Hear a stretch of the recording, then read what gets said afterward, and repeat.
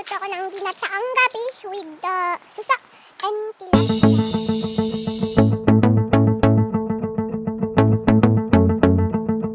So, maghahanap ako ng luya kasi wala daw luya.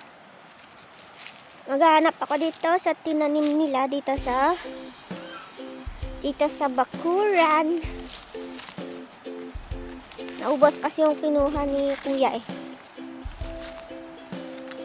Ayun, may nakita ako guys. Ayun. Lang. Ayan, luya. Pero bakit ang liliit? May makuha pa ako diyan.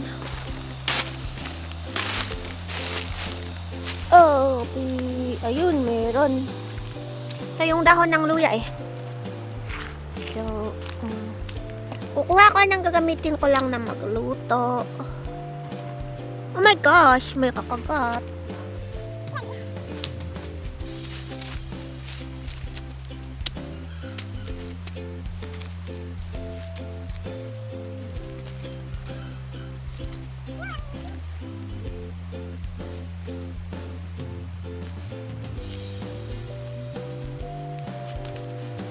So guys, oh.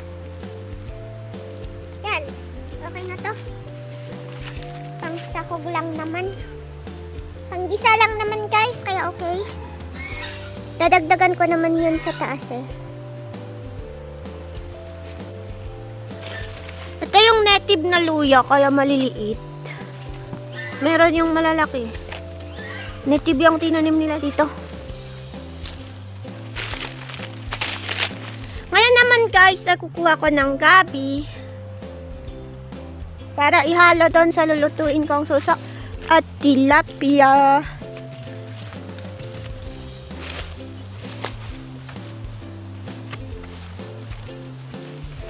Diyan masukal.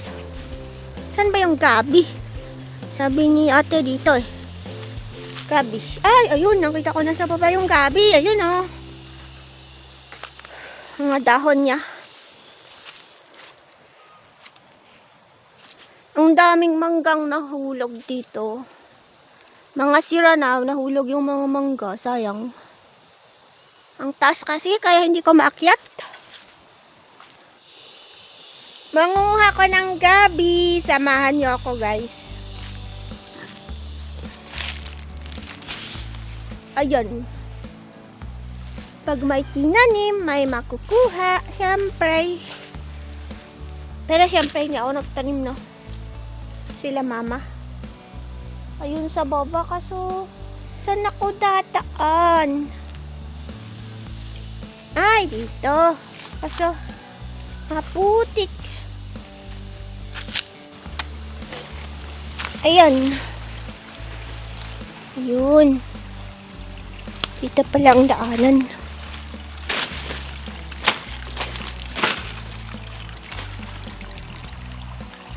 Ang mga aba, maliliit. Sana may kwan siya. May bunga. So guys, kukuha ko ng konting gabi. Yung iluluto ko lang ngayon.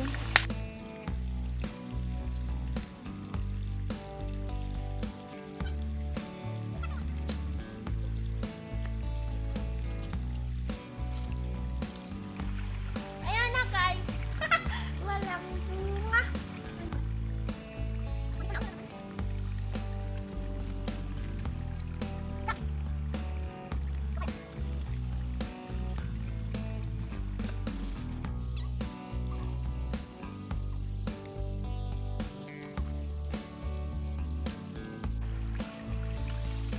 Wala din guys, ang liit. Ang liit ng gabi niya.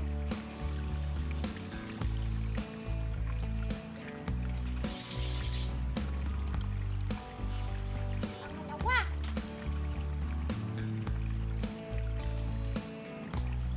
Dalawa.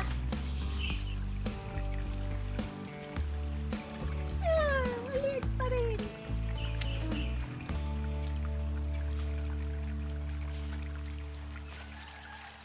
Ayun, tatlo nang kinuha ko guys. Tatlo lang kasi meron pa doon kaso yung tangkay na lang tsaka yung dahon niya ang meron. Ang hanapin ko sana yung Ito, gabi na. Kaso nga lang, wala makuha.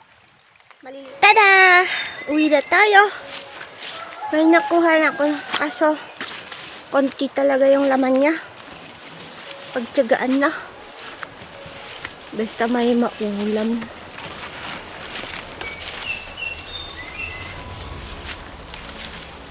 Ayan guys, libre yung maulam dito. Pero, kailangan mong magsipag syempre para makuha ng mga libreng lulutuin.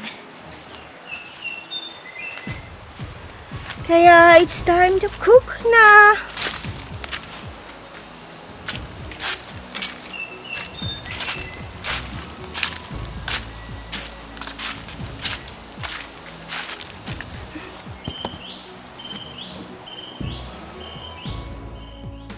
Ayun, ako nagluto kasi sabi ni ate masarap daw yung luto ko and hindi daw Makati. Pag siya daw kasi ang nagluto is Makati. So, ayun. Ginataang gabi with suso yung niluto ko, guys. Ayan yung mga suso na kinuha namin din dito sa ilog. And marami talagang suso dun sa ilog. Dinamihan ko nga pala siya ng sabaw kasi yun yung gusto ng mga kapatid ko.